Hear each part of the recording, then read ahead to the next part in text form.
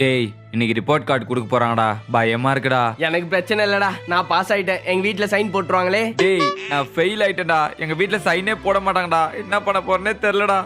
Haresh, Subramani. The next day. அப்பாடா யாரும் வரல.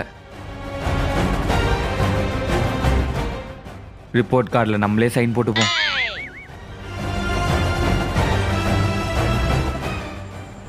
ஏய் ரிப்போர்ட் கார்டு சைன் வாங்கிட்டியாடா? வாங்கிட்டேன்டா. நீ? எப்படியோ வாங்கிட்டேன்டா. எல்லாரும் ரிப்போர்ட் கார்டு சைன் வாங்கிட்டீங்களா? எடுத்துருவாங்க. டேய் சுப்பு, இது யாரோட சைன்ரா?